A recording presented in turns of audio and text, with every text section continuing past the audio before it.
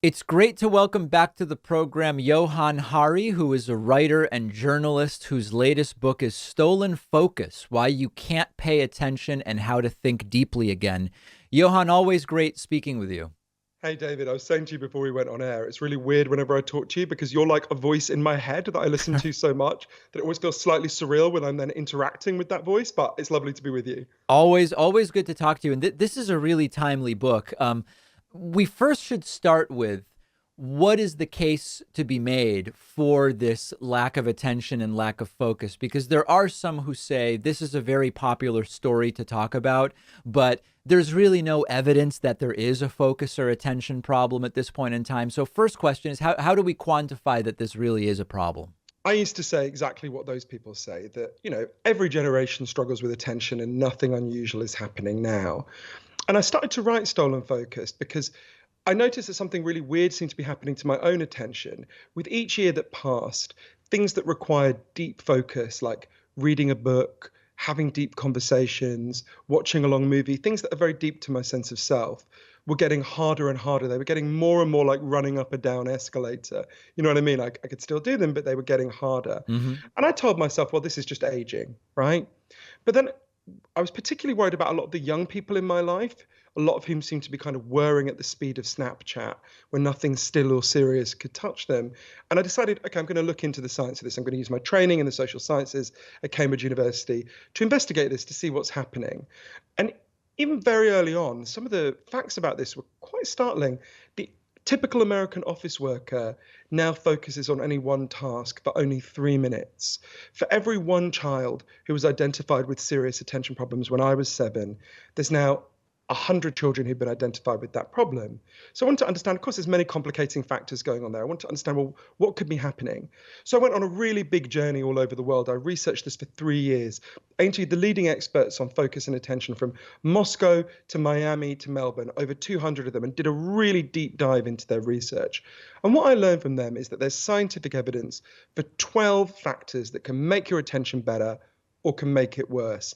And loads of the factors that can make your attention worse have been significantly rising in recent years. Let's give a real no shit Sherlock obvious example. We sleep 20% less than we did a century ago. And sleep is essential for focus and attention. When you're sleeping, your brain is repairing, it's cleaning itself, it's healing. If you don't do that, your brain is literally clogged up and it's harder to pay attention. Dr. Charles Czeisler, arguably the leading expert on sleep in the world, he's at Harvard Medical School, said to me, even if nothing else had changed, even if the only thing that had changed is that we sleep so much less than we did in the recent past, that alone would be causing a very serious attention crisis. But actually, there's many factors beyond that. And what I learned is when you look at these bigger factors, what you realize is your attention didn't collapse. Your attention's been stolen from you by these very big and powerful forces. And once you understand that, it opens up a very different set of ways that together we can begin to get our brains back. One of the ones that's often mentioned is very generally social media. And I think that that's just not really precise enough. From the research I've done, and tell me if this coincides with the research you did, really what's at issue in a lot of these things, and it's particularly notable with social media, is rapidly changing focus from one topic to another, rapid fire, and that creates the expectation of that continuing, and it makes it's sort of like you're not exercising the muscle of thinking and focusing on one thing for an extended period of time. Is that the underlying reason why the social media piece is often mentioned? I think you've, as you so often do, David, you've brilliantly homed in on a more complex and nuanced thing. You're absolutely right. We tend to think of it as, oh, it's just social media did this to us. The answer is much more complicated, and you've gone to one aspect of the complication. So to talk first about that one that you've just raised, which is really important. This started to become clear for me when I went to MIT to interview one of the leading neuroscientists in the world, a man named Professor Earl Miller. And he said to me, look, there's one thing you've got to understand about the human brain more than anything else. You can only consciously think about one or two things at the same time. That's it. This is a fundamental limitation of the human brain. It has not changed in 40,000 years. It's not going to change on any time scale any of us are going to see. You can only think about one or two things at a time. But what's happened is we've fallen from mass delusion. The average American teenager now believes they can follow 6 or 7 forms of media at the same time. So what scientists do, and there's an enormous amount of research on this, is they get people into labs, younger and older people, and they get them to think they're doing more than one thing at a time.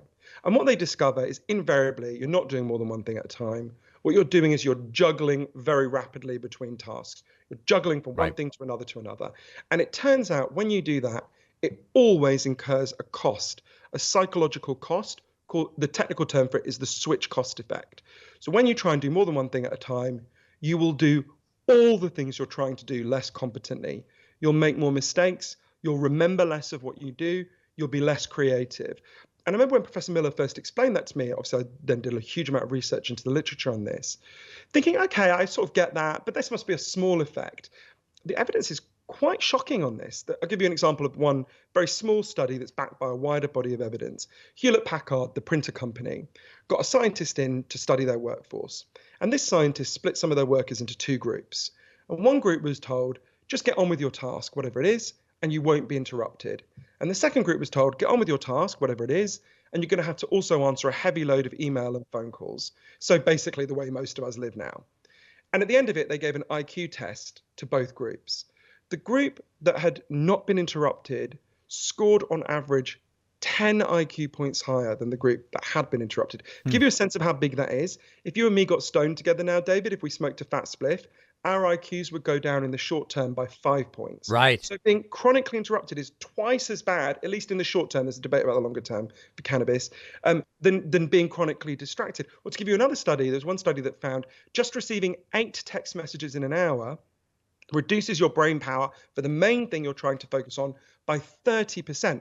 I would argue most of us are losing that 30% most of the time. That's why Professor Miller said to me at the moment, we're living in what he called a perfect storm of cognitive degradation as a result of all these interruptions. To what degree is this sort of like, you stop lifting weights for a while and you lose the muscle, but then you can pick it back, assuming your health is suitable for it, you pick the weights back up and you get the muscle back. To what degree is all of this a question of the right habits and practices that can be regained? And to what degree does it not seem that way? So the evidence on this is pretty clear. You can get a little bit better at it, but not much, right? Wow. There's just a limit to what your brain can do. Like Professor Miller said, this is just a fundamental limitation. Some people are slightly better at it than others. If you really put effort in, you can get slightly better. But the switch cost effect is, as Professor Miller puts it, a textbook level truism, right? Oh, no. So I don't mean the switch. I mean developing the focus again. Oh, sorry. Yeah. Sorry, I misunderstood you. Yeah, your answer is more scary in that context. Well, no, I'm sorry. There you go. More optimistic answer there. Oh, there is a huge number of things we can do to get our focus back. Okay. And I think we've got to tackle this at 2 levels, right? With all of the 12 causes that are damaging our attention and focus, which includes some aspects of our technology, but go way beyond it, from the food we eat to the hours we work. There's a huge array of factors that are pouring acid on our attention. But in terms of whether it can get better, I think for all of these factors, with one exception, there's 2 levels at which we've got to respond. So the first is personal. I think of it as sort of defense and offense, right?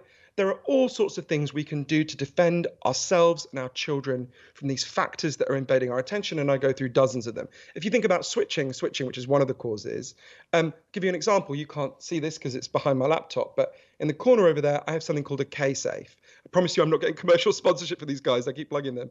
A K-safe is a plastic safe.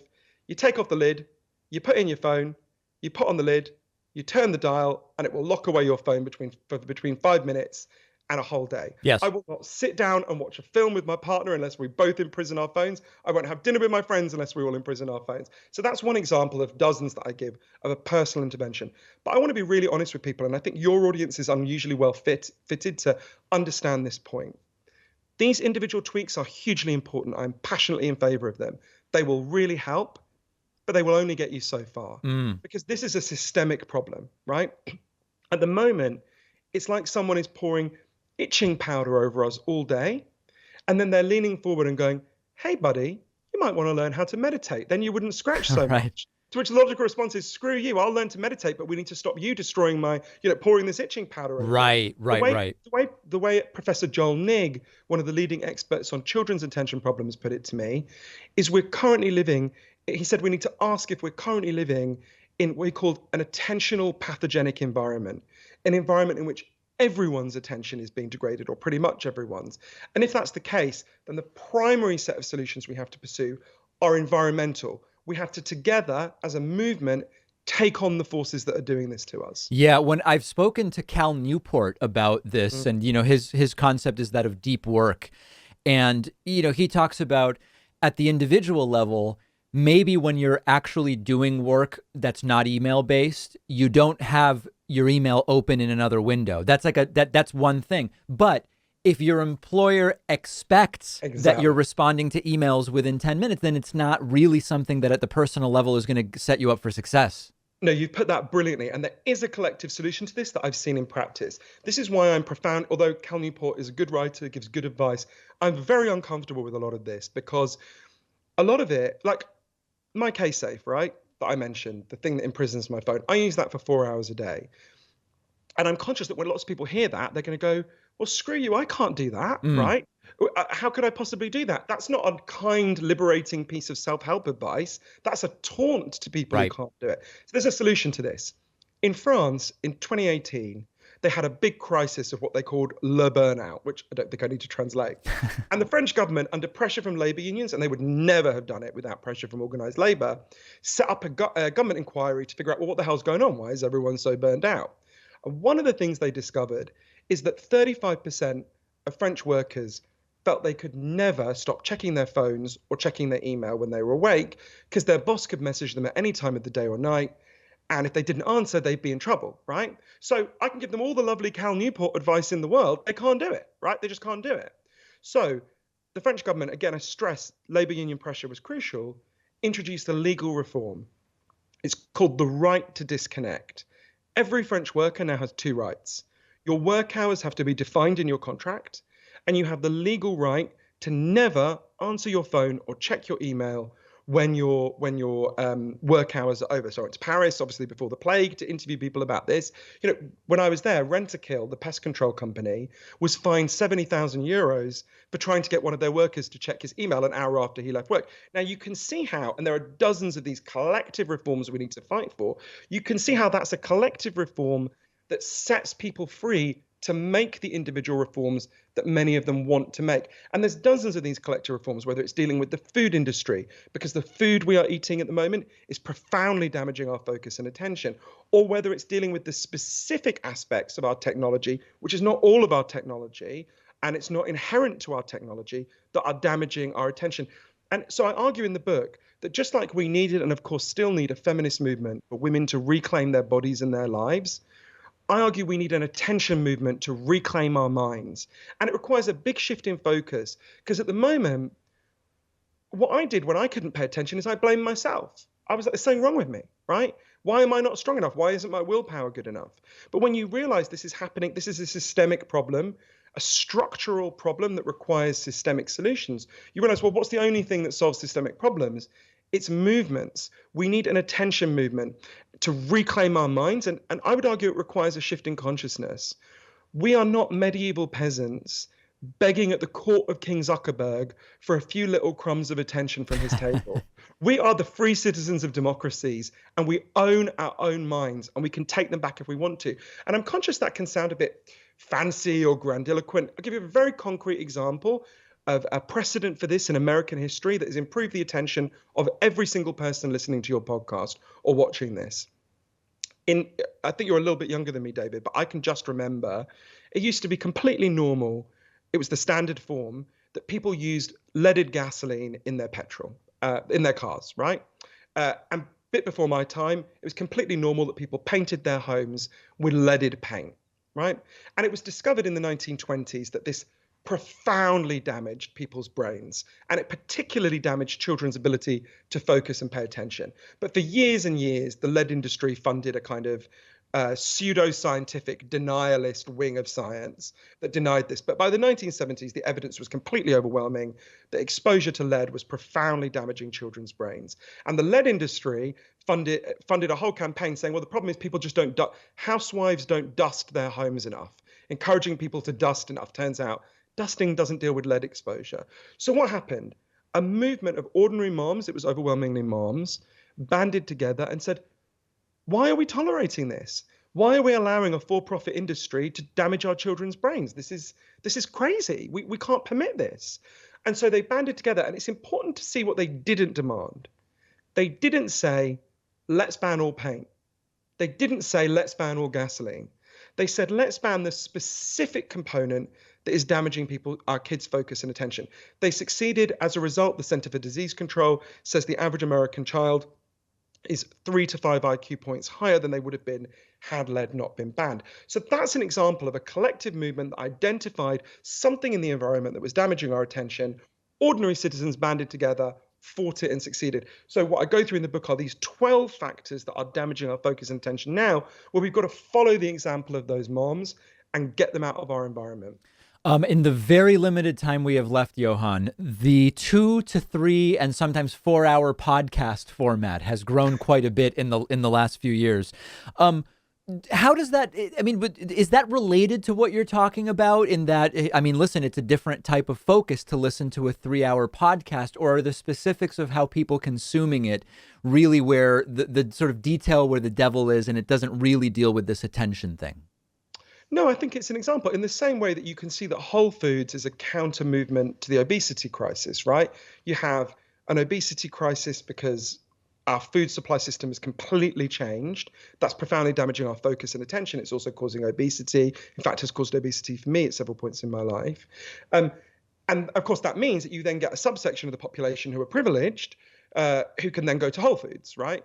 And that's great. Now, we're lucky because long form podcasts are free, so you don't need as much privilege. So I think it's absolutely true. When you create an environment, which is where, the average office worker is switching tasks every 3 minutes, that creates a tremendous hunger for greater depth.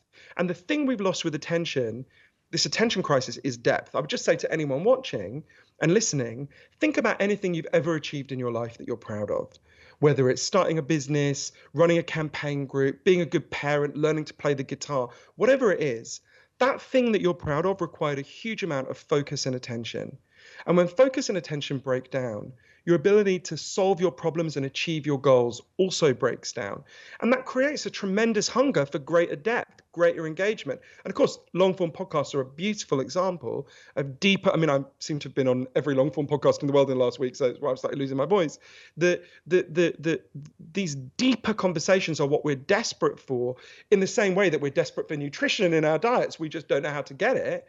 So I think you're absolutely right. And I think that analogy with the obesity crisis is really important, because I think we are now with attention where we were with obesity in, say, 1970, right? You were beginning to see the beginnings of a disastrous trend, and people responded by blaming themselves, just buying diet books. And it was a disaster. It didn't work because it wasn't happening because individuals failed. It was happening because the whole system failed, which is why we've got to deal with the system. We've got to deal with the factors that are destroying our ability to focus and pay attention. And I believe I learned for Stolen Focus exactly how we can do that.